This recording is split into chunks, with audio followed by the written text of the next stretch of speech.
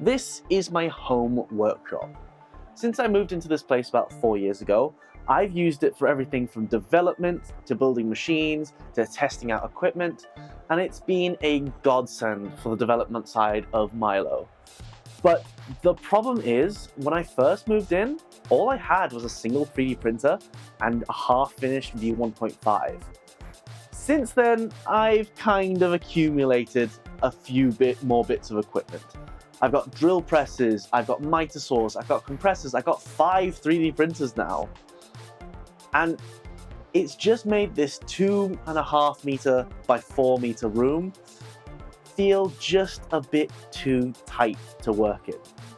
So, something needs to change. And then I had an idea. So I've been renting this container as a dumping ground, kind of for personal effects and for equipment that didn't fit in the workshop at home. And you know what? I wasn't really using more than 20% of it, and it felt like a bit of a waste. So I thought about it a little bit, and I thought, you know what? This would be a great place for a secondary workshop. So I crunched the numbers, emailed some people, and got permission to start making some stuff in here. Although I could start making things in here pretty much off the bat, the problem came down to power, because you see, this isn't connected to anything.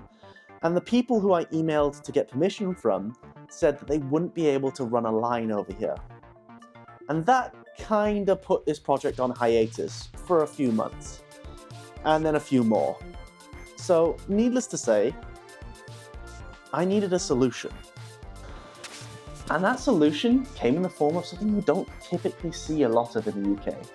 These two units here are EcoFlow Delta 2s. They're solar batteries, and they can accept up to 400 watts of solar, as well as outputting 1,800 watts of power, which is more than I'll ever need for the machinery that I have in here. They've got 2 kilowatt hours of storage, and they're small enough for me to put in a bag, take home at night, and charge before I bring out here. They were kind of the perfect solution. Before I go any further, I just want to make sure that you guys know, these weren't sponsored either. I bought these with my own money. In fact, they were so expensive, I had to find some used ones because new, I just couldn't afford myself. What those units allow me to do is kind of run a lot of high-powered equipment for short bursts of time where they're not going to drain the battery for too long. So equipment like miter saws, drill presses, even my resin printers that don't sip too much power or that sip a lot of power but just for a short period of time will be perfect use cases for them. They even have the possibility of being charged up with up to 400 watts of solar. Now, that might not sound like much, but for me, who only comes to the workshop and uses my equipment maybe once a week, it means in a sunny month, I can leave the batteries here and have them charged up by the time I get here. And if it's a sunny day, I can extend that 2 kilowatt hours of storage that the batteries have at the moment to maybe 3 or 4 kilowatt hours during the day. And that's a big deal. So we've got a room to work in, and we've got some power to work with now. The only problem is we don't have anything to work on. By which I mean we're gonna need some work tables in here. Now, I could go out and buy a bunch of pre-made work tables and just have them assembled. The problem with that is they're not cheap. They're about 350 bucks a piece, and they're only 600 millimeters deep. I'm gonna need something that's at least 800 millimeters deep so that I can fit my CNC enclosure on there. And that kind of leaves me with only one real option. I'm gonna have to DIY something together. Another problem, though, is I'm not a carpenter. I've never made cabinets, I've never worked with wood. At best, I'm a machinist. At worst, I'm just an idiot in a container. But I do have a plan on that front. In these 2 boxes behind me, I've got 2 IKEA Kallax shelving units. Now, we're gonna be doing a bit of an IKEA hack, which is fine. And these are going to form the base for the work table. And we're going to build the rest out of plywood. But before we can do the plywood bits, we're going to need to get these assembled.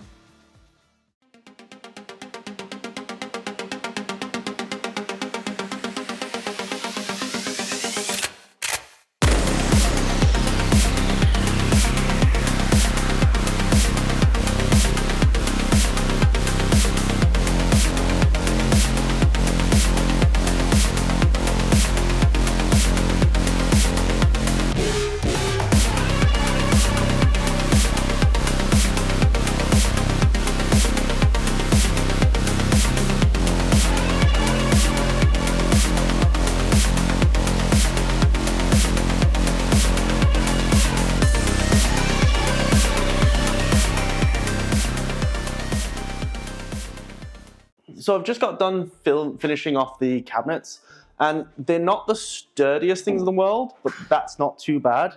You may have noticed that I've also left this compartment open. There isn't that shelf there, and that's because that's where I plan to mount the batteries once it's all finished and together. This is also going to mount them at the side. One of the things I'm going to try and do just to make this a bit sturdier and also connect the two bookshelves together is use these stainless steel brackets, and they're just going to go in something like that. Drill them in so that they're nice and secure, and hopefully that should increase the stiffness by quite a lot. But for now, let's keep going.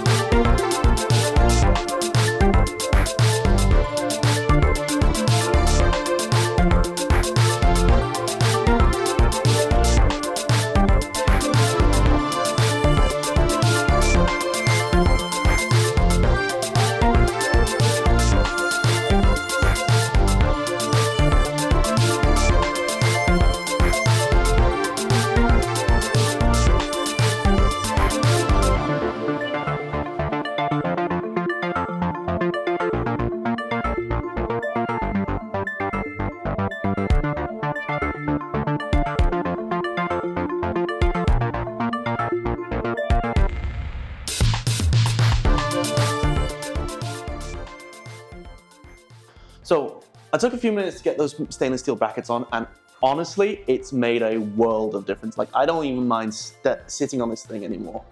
Like, it is so nice and sturdy. But we're not just gonna stop there.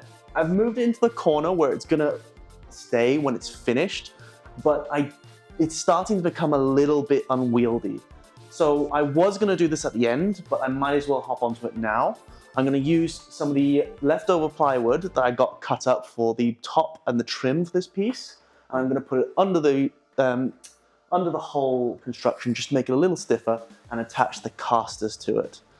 You may not be able to see it on video, but this whole container is tilted back. So I bought some casters that are that you can level. So hopefully those work well. And yeah, we'll see.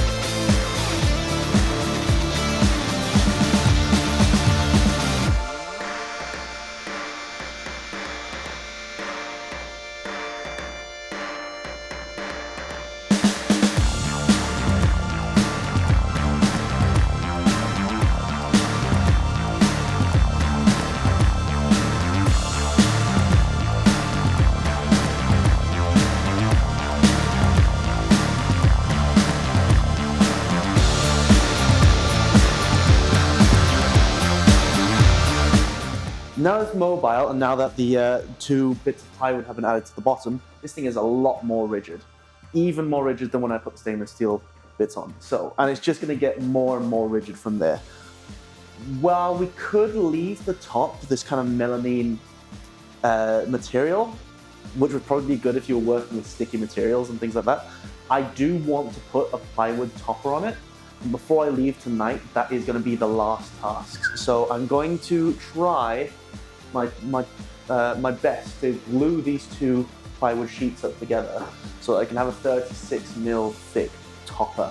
Just because I think by itself, the 18mm plywood just won't be thick enough, and it'll look a lot nicer with the top pieces.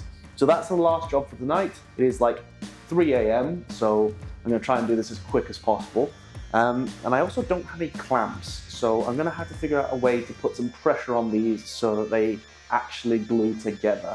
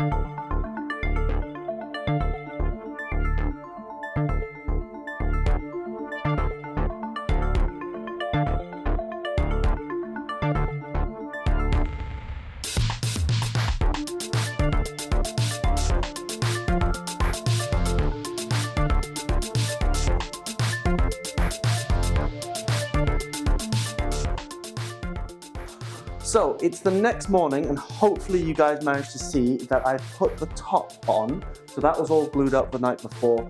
There were a few gaps in the panels, but I managed to just use the nail gun to kind of compress the panels as much as possible. It's not perfect, there's a few gaps here and there, but that's fine. This is all going to be covered up with edge banding anyway. I've also gone and actually installed the top to the actual, to the IKEA Kallax cabinet. So now that's nice and solid, that's not going to go anywhere. And I also went ahead and started putting some of the trim on. Now, unfortunately, my CAD software lied to me. The model that I was referencing everything off of for the Kallax was too small, so the trim is a bit rough in some areas. Honestly, I'm not too worried about it. This is a workbench at the end of the day. It's not a piece of furniture that I'm selling off to a customer, so I can live with it. For now, I think I'm just going to do like a quick pre-finish and some oil just on the top slab, just so I can see what it looks like. And yeah, that's going to be it for this evening. And then we'll have to come back in a couple days because I've got work and finish off the banding and install some features that I would really like to see on here. Some like an electricity port, and have the batteries actually installed in here. So yeah, I'll get straight onto that. See you guys in a bit.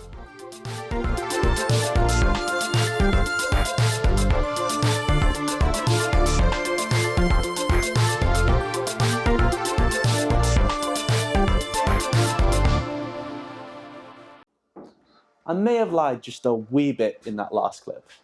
It's not really been a couple days, it's been more like a week. And since then, a lot has changed. I had a lot of work stuff that I need to do and a lot of stuff with my girlfriend that I need to get sorted, so only managed to get about one evening of actual work done. But I did manage to get a lot done. The first thing first, I managed to get the oak banding on. I forgot to film this bit, and unfortunately, that means you're not going to be able to see how I did it, but it was as simple as taking a nail gun, make sure everything lined up, and then nailing the edge banding in place. Then I decided to do something a little bit risky for me. I've never used a palm router before, so I decided to buy just a cheaper one off Amazon and add a chamfer all the way around. And I think it turned out looking really nice. The only thing I did forget was to bring my goggles with me, so in the videos that you'll see of me doing the chamfer, I'm not wearing my goggles and I'm just engaging some safety squints. Please don't do that. Please make sure you're wearing proper PPE. After the chamfer had been done, I just knocked down all the rough edges and any of the splinters that had formed during the whole process with my orbital sander, just make sure it was nice and smooth so I could move on to some finishing. The finishing was eventful, let me say. Normally, I like to use Danish oil on any wooden products that I have, and the bottle that I had from home was starting to clump up, and that had more of a natural feel. It just darkened the wood very slightly and protected it from the outside. Unfortunately, because I'm not a woodworker, I thought all Danish oil was created equally. So I went to my local B&Q, bought their only Danish oil, and started applying it. But oh boy, the moment it came out the bottle, I realized that Danish oil that B&Q sell is so dark and so red pigmented. It was a completely different color to the Danish oil that I've been using in the past. Honestly, I don't think it matters too much, and I do really like the more dark red color that the wood came out to, but it was a bit of a shock at the time. After all the finishing had been done, I remembered that I still had one more thing to do. So each unit I want to be its own self-contained thing. I want to be able to move it around without having to deal with cables and unplugging them and moving them around and stuff like that. Hence why the battery is installed in the actual cabinet itself rather than its own battery box. So I think each desk, each workbench needs to contain its own power strip. And that sounds like a good idea. But in actual implementation, it was not great. I started off by using a Forstner drill, Forstner bit, just to hog out as much material as I could. And that worked great for the initial 2 plywood layers. But the moment I got through to the calyx, I got reminded about the fact that most IKEA furniture is literal cardboard on the inside, and it kept jamming the Forstner bit up. So instead, I decided to swap to a jigsaw just to get the last little bits of plywood on, and then went back to the Forstner bit just to knock through the calyx. But doing so kind of left a few scars on the bottom. I'm not going to show you that because honestly, you'll never see it. But in future, I think I'm just going to use one of those clamp-on strips instead of actually going all the way through the tabletop. But yeah, that's basically the whole process. That was basically everything I did in between the last 2 clips. And you might have noticed that this isn't my CNC machine. This isn't my enclosure. I said it was going to be for my enclosure in the original clips, in the beginning of this video. But after having access to such a wide workbench and realizing that revision 3 is still a ways off, I decided just to keep this as just a plain workbench. I've loaded all my tools into it, all the batteries are into it, I've even got offcuts of wood down here. And having access to such a wide workbench has really changed the way I view assembly of things. In fact, I've actually used this bench since then to do a couple of projects, and it has been world-changing for me. Is it perfect? No, it's not even close. If this was going to a customer, I would redo everything. I'd start again, make sure everything was done properly. Between not measuring the calyx properly in my CAD and not having enough material, so having to leave a couple of gaps in the edge banding, stuff like that, I would not be giving this to a customer. But as a workbench, as a place to do work, it has honestly been so nice to have. And I know now what to do in future when I replicate them. Because I plan to use this whole setup as a template to expand the workshop lengthways, at the very least, so I can have another CNC section, another workbench section, stuff like that. And as a template, knowing what needs to change, this has been a solid implementation. And I honestly can't wait to build more. In total, everything, in terms of material alone, it cost me less than $300 to build. Now, if I wanted to buy a pre-made bench from Big Doug here in the UK, which is my local supplier, that would cost me the same amount for a much smaller desk that's way less sturdy. And I wouldn't be able to fit an enclosure on it when it came time to fitting it in. So being able to replicate these for less than $300 makes it a no-brainer. Honestly, it's just so, I'm so happy with it. I'm just so happy with it. And I hope you guys enjoyed coming along this journey with me. Honestly, this is the first kind of long-form video I've done that hasn't been about Milo. So if you guys like this, if you want me to keep it up, obviously the Milo stuff is going to be a priority for me, and we're still going to be continuing with the content of that. If you still want to watch the workshop evolve, let me know down in the comments. It really does help. If you like what we do here, make sure you subscribe, make sure you share, make sure you like for us. And if you want to go one step further, we do have some links to a Patreon down below. And that money goes directly towards funding the rent for this place and funding more of these projects. Whilst I still have to use quite a bit of my own money just to get things done, that support is essential to keeping us operating. So I can't say thank you enough. Honestly, guys, I hope you guys enjoyed it all, and good night. I'll see you next time.